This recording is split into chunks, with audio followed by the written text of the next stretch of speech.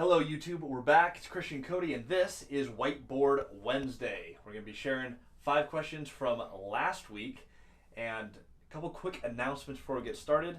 One, if you're trying to learn how to do this and need a step-by-step, you're always welcome to watch everything on our channel for free. If you want to break it down into pieces, come up with your own multifamily strategy, we have launched our online course, themultifamilystrategy.com. Check us out there. We'll put a link below.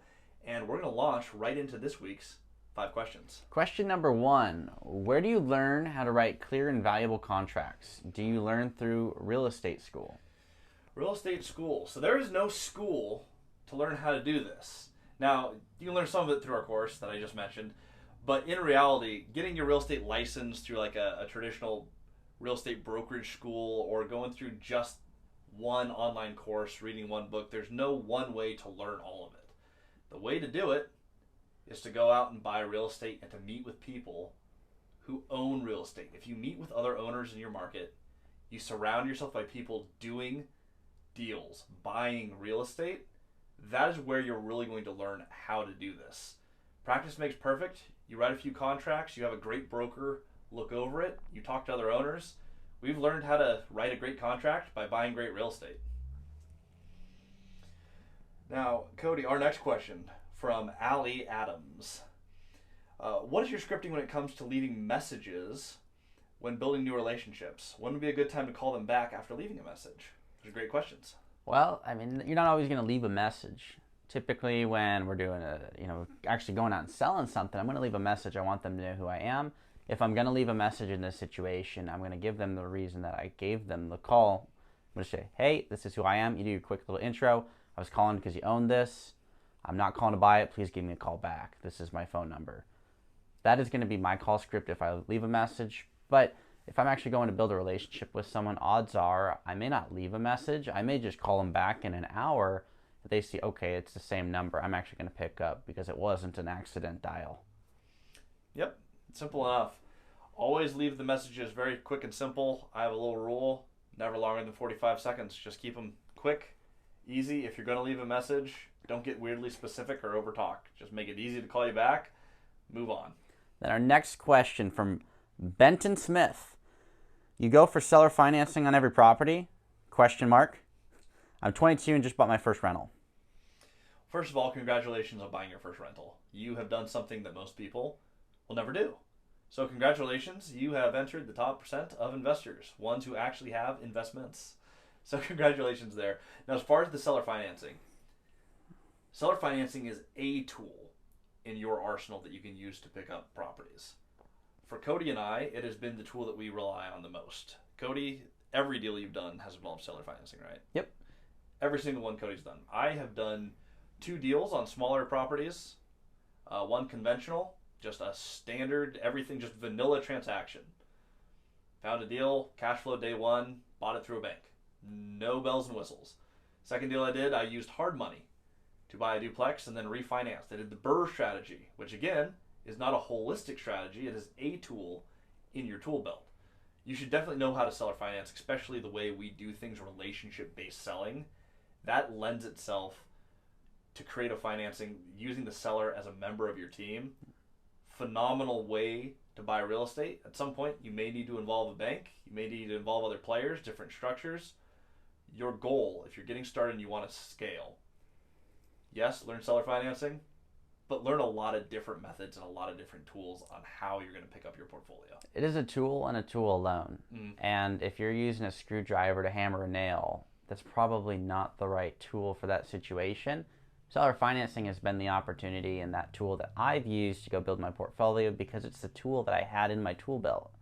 If you don't have it yet, if you're not finding those opportunities readily, you either need to go meet with new people to get those opportunities, to get the tool in your tool belt, or you need to approach it a different way. And there's nothing wrong in doing one way or the other.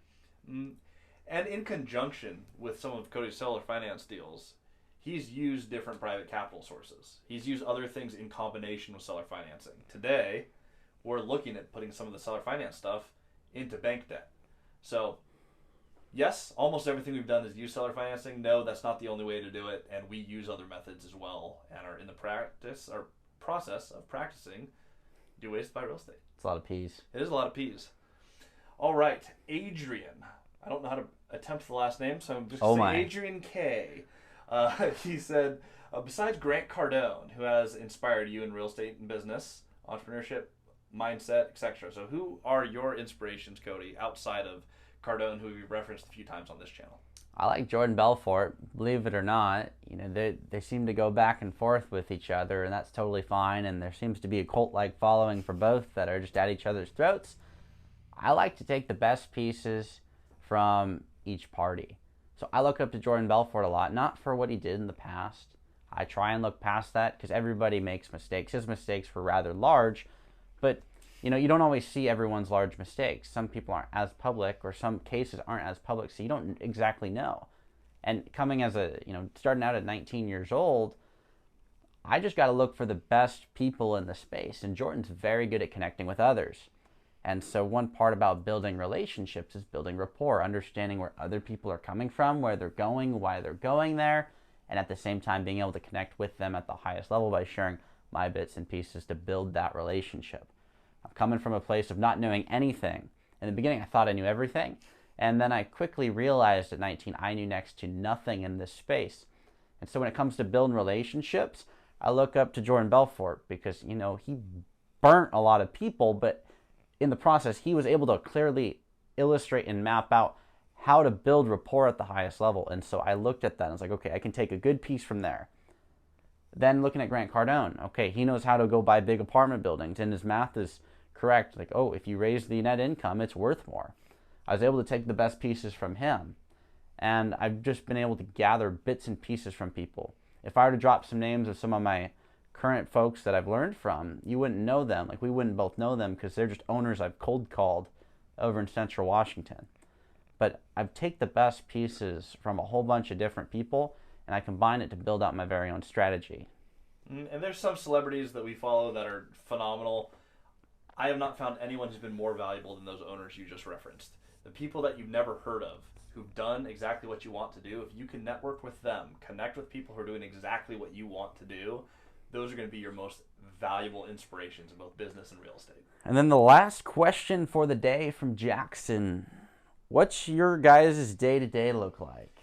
Oh my goodness, I don't even know how we start to answer that, but I'm just going to start talking and the right answer should come out. Every day looks completely different.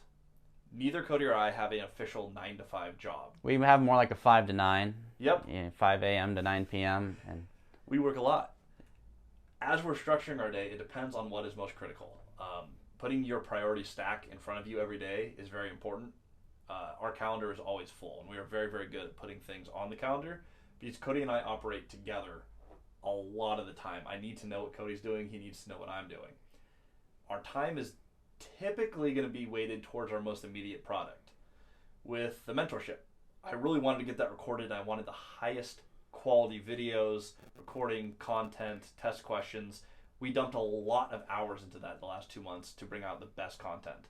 We're looking to expand property management soon. That is going to be one of the highest areas of focus, and a lot of our day is going to be into selling owners into third-party property management. I want to network with people and expand our market share. Also want to pay off all the properties. Mm-hmm. Some people are like, oh, you should never pay off your debt. Well, we've met with folks who, and I haven't met him yet. Christian got the pleasure of meeting him over in Texas, but someone who owns a lot more real estate than we do, who's been in the game for a lot longer than we have, and recommended that, well, number one, I'm going to get slapped around, and two, he's going to pay, I should pay off my debt. So we've seen people who are worth significantly more, who are way smarter in the space, and they're recommending paying off the debt. So now what are we doing? We're looking at, okay, how do we adjust our pieces so we could pay off the debt, and then we can go expand at a lower leverage point. Mm-hmm. We're focused on a lot of different things, but whenever we're focused on that priority number one, we're going to go knock it out. There's bits and pieces we have to learn and adjust on the fly to make things happen. But at the end of the day, as long as we're getting a little bit better than we were when we woke up, we had a good day. I'm going to add one little piece to that. When you have a chaotic existence like Cody and I do, where we have a lot of projects, real estate, building, rehab, property management, mentorship, when you have all these pieces, make sure that they're all vertically aligned. If you're chasing a bunch of different products or projects, if you're after, say, you're looking at cryptocurrencies and you're looking at digital real estate and you want to do Airbnb and multifamily, you're going to get nowhere. If you chase 5 rabbits at the same time, you're going to go hungry. Our friend Dion shared that, and I absolutely love that analogy. Make sure that everything you're doing is in alignment. That is the first thing that we do when we stack our day. The things that we do all build on each other, and that is a rule that we always follow. You could be great at anything as long as you don't try and do everything. So keep that in mind as you're moving forward. And if you have more questions, you just have ideas you want to share, you want us to talk about, we do this every single Wednesday. Put them in the comments below. Like, comment, subscribe if you haven't already, and we'll see you guys next time.